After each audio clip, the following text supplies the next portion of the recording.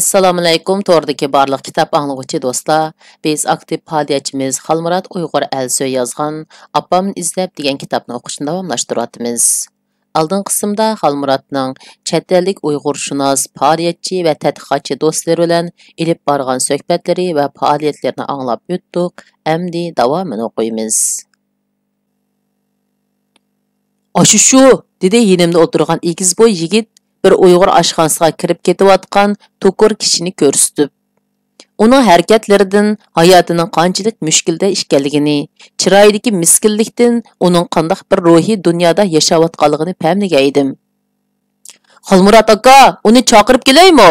dedi yana bir yigit meni uningga qarab o'tirib xiyolga patqanligimni ko'rib. Tuyuqsiz o'zimni Turkiya filmlaridagi qandaqdir guruhlarning odamlaridek his qilib, beorom bo'lishga boshladim. Bichora kishi, balkim yaxshi niyati bilan men shunda xiyollarni demoqchi bo'lgan bo'lsa kerak. Ammo olgan ma'rif saviyasining cheklikligi bilan qilgan so'zlarda balkim shunday ifodalarni ishlatib qolgan bo'lishi mumkin. Agar uni bu mashinaga chaqirib kirsak, agar men uning o'rnida bo'lsam, qanday xiyol qilatdim, deb o'yladim. U menga bevosita ziyon solmagan, menga tahdid qilmagan edi. Hamburg shahrida yashaydigan turpalliq yigitning mashinada qo'lini qo'shtirib, titrab o'tirib yig'lab ketganligi yodimga kelib qoldi. "Xalmurat aka, yiliq turpalliq soqchining bolasini topdim", deb telefon qilgan edi bir yigit.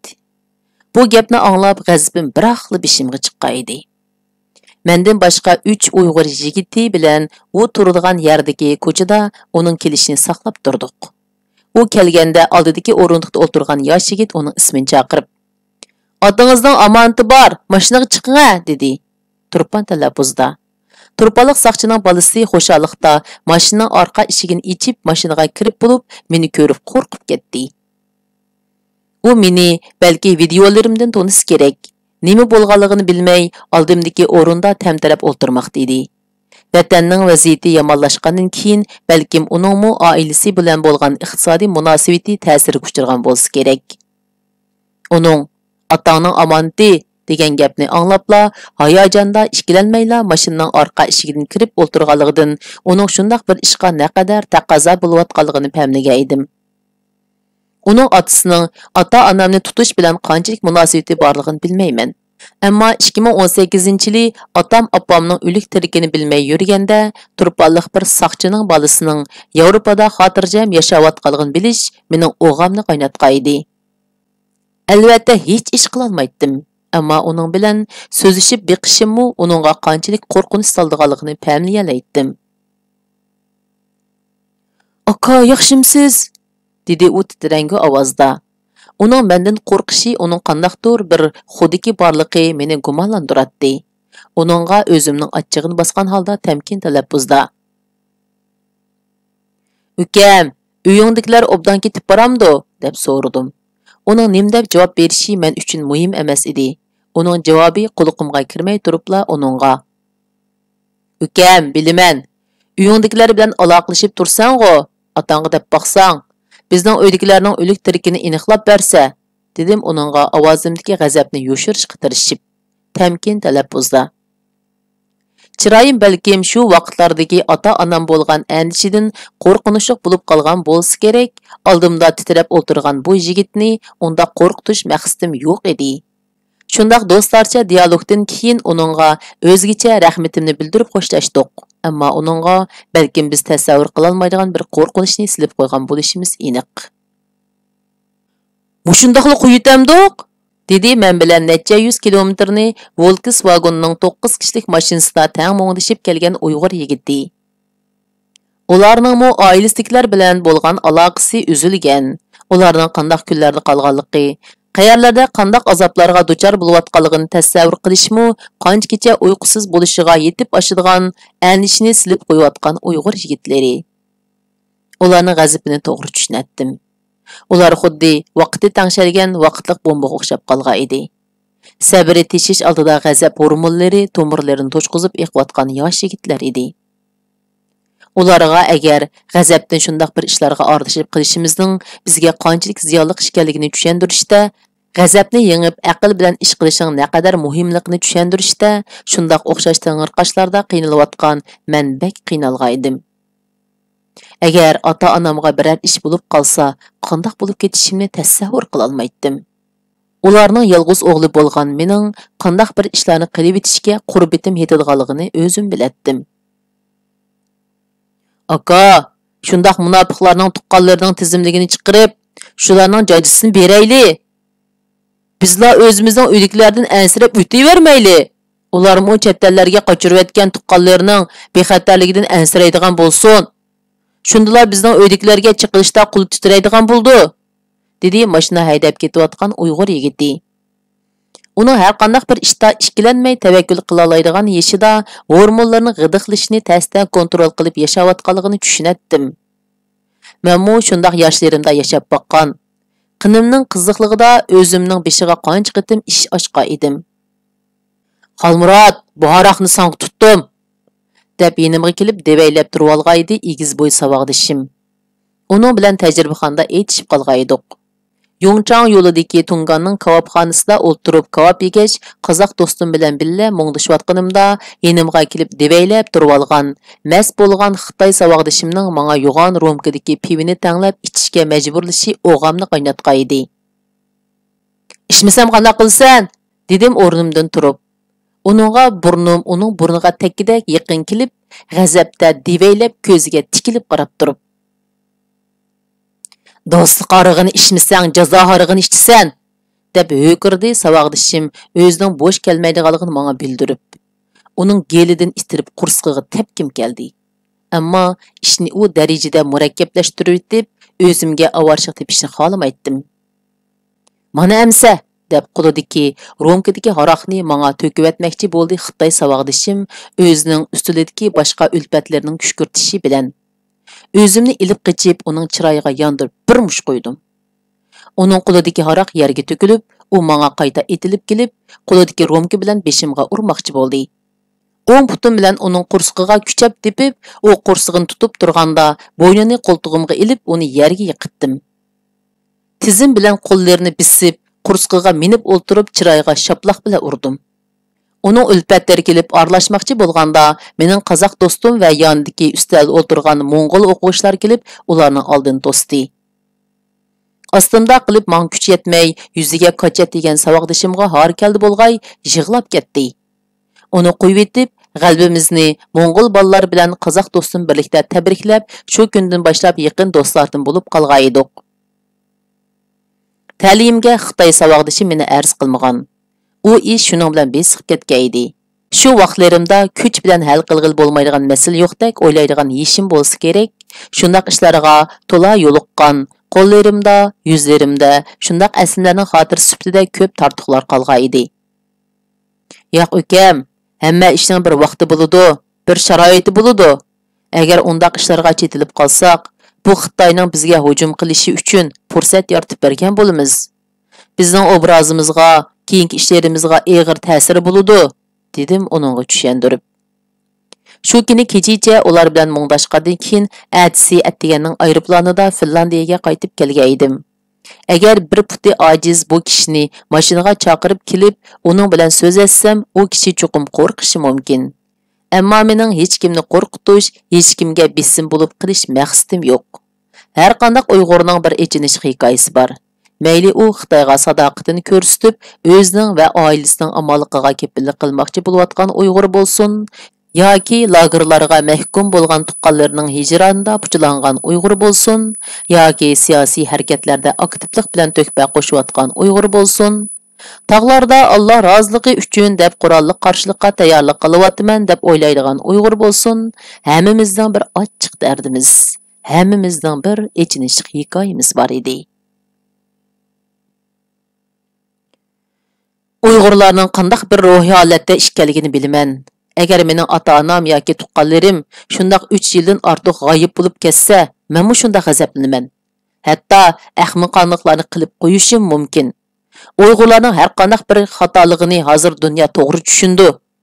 Ammo bu yerda Uyg'urlarning o'zini boshqalar tushunadigan tilda tushuntira olishi, bu Uyg'urlarning obrazining qanday bo'lishiga bevosita ta'sir ko'rsatadi. til deganim hargizmi ma'lum bir tilni ko'rsatmaydi. Demakchi bo'lganim, boshqalar tushunadigan shaklda ifodalash bek muhim. Agar Uyg'urlar o'zining qarshiligini ifodalaganda bir millatga bo'lgan nafratini ifodalashni asos qilsa, ularning gaplarini anglagan kishilar aksicha Xitoy hokimiyatining ularga qilayotgan zulmlariga hesdoshlik qilib qilishi mumkin. Chunki Xitoymi Uyg'urlar shundoq bizga nafrat qildi, davlatga dushmanlik qildi. Ular nafrat qilguvchilar, ular g'azablanguchilar. Biz ularni davolab saqaytib, jamiyatga foydali bo'lsin deb tarbiyalayapmiz, deyotdi. Shunga Uyg'urlar o'xshash narsani o'xshamagan shaklda ifodalashni o'rganishi, ularning boshqalarning hissdoshligi va to'g'ri tushunishini qo'lga keltirishi muhim, deb tushuntirmoqchi bo'ldi. U o'zining Uyg'urlar irqchilik qilmasi bo'ladi degan so'ziga izohat berib bir chetdanlik do'stim. Uning deganlarini tushunatdim. Uyg'urlar o'zining g'azabini ifodalashda ikkilanmay, aylantirmay udul ifoda qiladi. Ammo buning hech qanday yerini xato demaydim. Aksicha bundaq bir xil rostchilikning Uyg'urlarning ruhiy holatini ifodalashda, masalani hal qilishda real uchurlarning aktiv rol o'ynaydiganligiga ishonatdim. Deganingiz to'g'ri do'stim. Ammo davomlashayotgan bir zulmga uchrayotgan kishilarni g'azablanmaslikka qoyil qilish bektas. Hatto mumkin bo'lmasligi mumkin. Mencha Uyg'urlarning o'zining bunda g'azabini ifodalashi ziyonli bo'lishiga qaraganda aksicha foydali deb o'ylayman. Chunki shundoq bir reallikni tunib yetishimiz uchun bu foydali. Ya'ni Uyg'urlarning Xitoylar bilan tinchlikda birga tura olishining, bu yorining saqayishining qanchalik ta'sir ekanligini tunib yetishimiz uchun bu foydali. Oddiy kishilarning undaq o'ylarda bo'lishini to'sib qala olmaymiz. Ziyonlarning va ijtimoiy fikrlarga yetakchilik qilguvchilarning, ta'sir qilguvchilarning shundaq ideyalarni targ'ib qilishi xatarlik. Toki shundaq ideyalarni ifodalashda ikkilanmaydigan kishilar ijtimoiy qarashlarga yetakchilik qilguvchilardan bo'lguncha ularning qarashlarini erkin ifodalashi mencha normal ahvol. Bu bizni shundaq eskartish rolini o'ynaydi.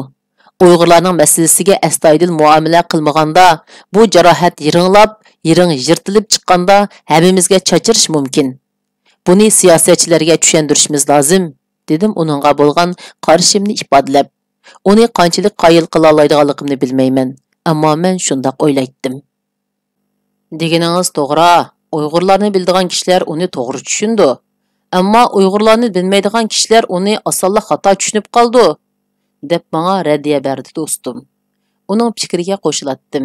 Ammo qo'shilmaydiganim masalaning kelish manbasini izlanmay turib, aldirash hukm qilguvchilarning tushunishining osonga to'xtamaydiganligini eskartgash. Uyg'urlar orasidagi shundaq kishilar yodimga kelib, beoromlik bosadigan aslimalar meni seskandirdi. Ularga har qancha tushuntirsangmi, ular tushunishni xohlamaydi. Ular sening qilayotgan ishingni umumiy nuqtadan chiqish qilib, cho'ng rasmning ichida ko'rishni xohlamaydi. Yoki undaq saposi yo'q edi. Uyg'urlarning qarashlarining nimalar asosida shakllanganligini bilish uchun Uyg'urlardan 2019-yili qanday kitoblarni o'qiganligi haqida ijtimoiy tekshirish ilib bordim. Natijasi meni ikkilantirgan edi. Adosh, manbak oldirash, mening senga o'xshash kitob o'qiydigan vaqtim yo'q, dedi mag'rur talaffuzda bir faoliyatchi yosh Uyg'ur yigit. Bu oldirash masalasi emas. Men doktor. Bir bemorni to'g'ri davolash uchun o'zim bilmaydigan narsaga yo'liqqanda, shuni tushunish uchun qancha soatlab kitob o'qib odatlangan. Bilmaganligim sababli xatolik o'tkazib ziyon keltirib qo'yishga yo'l qo'ysam bo'lmaydi. Shundaq bir kasbiy axloqqa qattiq bo'ysunish talab qilinadigan kasbni qildiganligim mening xarakterimni shakllantirishga ta'sir qilgan bo'lsa kerak. Bir millatni qutqizmoqchi bo'ldikanman, bir odamni qutqizishdanmi ortiq ehtiyotchan bo'lishim, uningdanmi ko'p bilimga ega bo'lishim kerak. Shunga men bo'sh bo'lganda to'xtamay kitob o'qiyman. Bir kunda eng oz 2 soat kitob ko'rmasam bo'lmaydi. 1 soat oz uxlasam mayli. Ammo kitob o'qishim kerak, dedim uningga javoban. U menga mansitmaganda qarab qo'yib. Kitob bilanla millatni qutqizg'ili bo'lishiga ishonmayman. Hamma Allohning taqdiri bilan bo'ldi, deb raddiya berdi. Uyg'urlarning amaliy masalalardan, ilohiy fatvolar bilan qutulish odatidan zerikib qolgan edim. ularning ilohiy fatvolarni o'tirg'a qo'yganligi uchun emas, balki bir muqaddas dinni o'zining tayyorliqsizligini yopadigan, o'zining kamchiliklarini to'liqlashdan bosh tortadigan, boshqalarni qoyil qilishda ishlatadigan qilqon qilib foydalanishdan zerikkan edim. Bu millatning umumiy milliy xarakterida og'ir buzilish mavjud edi. Uni qandoq ifodalaganda, bu millatning g'ururiga tegmay turib, suyimli qarindoshlarimni masalaga real nuqtadan chiqib, yuzlanishga yetakchilik qilg'il bo'ladi. Bu haqda chet ellik do'stlarim bilan ko'p muңdashdim. Bir javob topolmadim. İjtimoiy qarashlarga ta'sir qilishni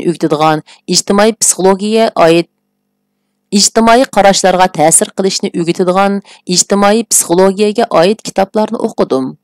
Ammo uni qandoq amillashtirishda qiynalayotgan edim. Xolmurod Mo'ng'ulkan deb gap tarqatdi ba'zilar. Nim deydigansan? Xolmurodning opisi Yahudi deydi-ku, deydi yana biri uning gapiga kulishib pochiqqa o'g'rib.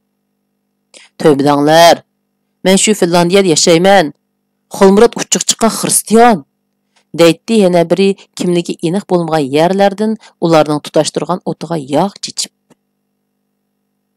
Anglasa Finlandiyada xristiyanlar ko'p deydi. Bizning millatimiz uchun to'kib qo'sdilar, sizning diningizning nim bo'lishi men uchun muhim emas, deydi ba'zilar men bilan munozirlashib. Mening so'zlarimning o'rinliqligidan o'zini e'tirof qilishdan o'zini qochirishga tirishgan vaqtlarida. Ba'zida kishilarning mug'ambarligidan, hukm qilishga herismaligidan shundoq beoram bo'latdim. Ammo ular uchun duo qilishdan boshqa ish qila olmaydim. Balkim menmo ularga shundoq hukm qilib olgan bo'lishim mumkin deb yaxshi gumonda bo'lib, Allohga duo qilib, yaratquchim bilan duolarimda asrorlashatdim. Mayli, shundoq xiyollarda, munozirlarda bo'lib, kayfiyati birdan bo'lsin jallansa, birdan bo'lsin tushkulikdan qutula olsa, meni Marsdan kelgan ekan desam menga baribir, deb javob beratdim menga shundoq so'zlarni yetkazgan kishilarga. Koshki shundoq gaplarni menga hech kim yetkazmasa.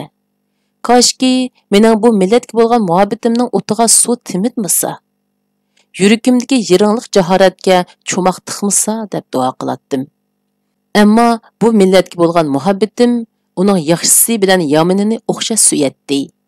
Hatto menga hömiyib qaraydigan shu kishilarni suyishga majbur edim. Hatto Safoko'ydagi shu oshxondagi menga o'chmanlik qilib, men bo'yratgan qo'rmay cho'pni zahardek ochiq qo'rib, taqsini oldimga pokkita etib digudek tashlab bergan shu notvan uyg'urlarmi mening uyg'urlarim edi. Shularga o'xshagan nurg'un uyg'urning fojialik hikoyalariga quloq shohidi bo'ldim. Bu millatning qanchalik zulmga uchirganligini bildim. Bu millatga bo'lgan mas'uliyat tuyg'um uyg'onishga boshladi. Bu millatning tabassumini birer yil ko'rgan shu uyg'ur bo'lmagan kishilar bu millat uchun shuncha badal to'layotgan yerda, shu millatning qinidan bo'lgan, shu millatning orasida ninini yeb, sutini ichib, tilini so'zlab cho'ng bo'lgan mendek bir uyg'ur pushtining qilgan ishlarimdan mehnat qilishga nima haqqim bo'lsin?